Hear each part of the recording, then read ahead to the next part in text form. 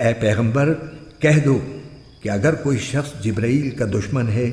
تو ہوا کرے، انہوں نے تو یہ کلام اللہ کی اجازت سے تمہارے دل پر اتارا ہے جو اپنے سے پہلے کی کتابوں کی تصدیق کر رہا ہے، اور ایمان والوں کے لیے مجسم ہدایت اور خوشخبری ہے۔ اگر کوئی شخص اللہ کا، اس کے فرشتوں اور رسولوں کا اور جبرائیل اور میکائیل کا دشمن ہے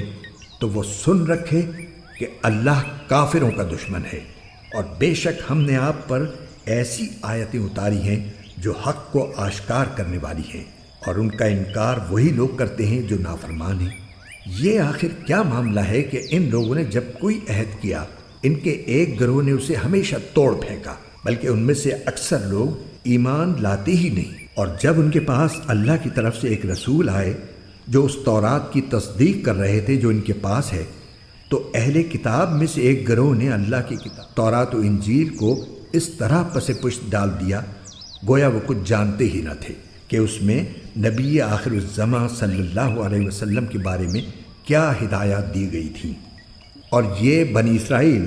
ان منتروں کے پیچھے لگ گئے جو سلیمان علیہ السلام کی سلطنت کے زمانے میں شیاطین پڑھا کرتے تھے، اور سلیمان علیہ السلام نے کوئی کفر نہیں کیا تھا، البتہ شیاطین لوگوں کو جادو کی تعلیم دے کر کفر کا ارتکاب کرتے تھے۔ نیز یہ بنی اسرائیل اس چیز کے پیچھے لگ گئے جو شہر بابل میں ہاروت اور ماروت نامی دو فرشتوں پر نازل کی گئی تھی۔ یہ دو فرشتے کسی کو اس وقت تک کوئی تعلیم نہیں دیتے تھے جب تک اس سے یہ نہ کہہ دیں کہ ہم محض آزمائش کے لیے بھیجے گئے ہیں، لہٰذا تم جادو کے پیچھے لگ کر کفر اختیار نہ کرنا۔ پھر بھی یہ لوگ ان سے وہ چیزیں سیکھتے تھے جس کے ذریعے مرد اور اس کی بیوی میں جدائی پیدا کر دیں۔ ویسے یہ واضح رہے کہ وہ اس کے ذریعے کسی کو اللہ کی مشیت کے بغیر کوئی نقصان نہیں پہنچا سکتے تھے، مگر وہ ایسی باتیں سیکھتے تھے جو ان کے لیے نقصان دہ تھی اور فائدہ مند نہیں تھی، اور وہ یہ بھی خوب جانتے تھے کہ جو شخص ان چیزوں کا خریدار بنے گا آخرت میں اس کا کوئی حصہ نہیں ہوگا، اور حقیقت یہ ہے چیز بہت بری تھی جس کے بدلے انہوں نے اپنی جانیں بیچ ڈالی۔ کاش کہ ان کو اس بات کا حقیقی علم ہوتا، اور اس کے برعکس اگر وہ ایمان اور تقوی اختیار کرتے تو اللہ کے پاس سے ملنے والا ثواب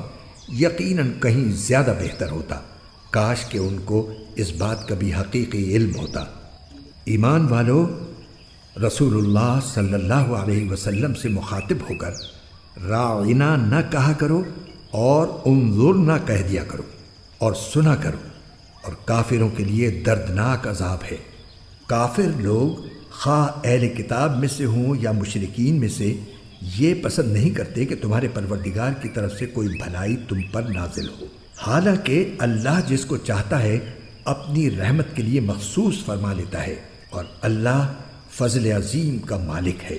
ہم جب بھی کوئی آیت منسوخ کرتے ہیں یا اسے بھلا دیتے ہیں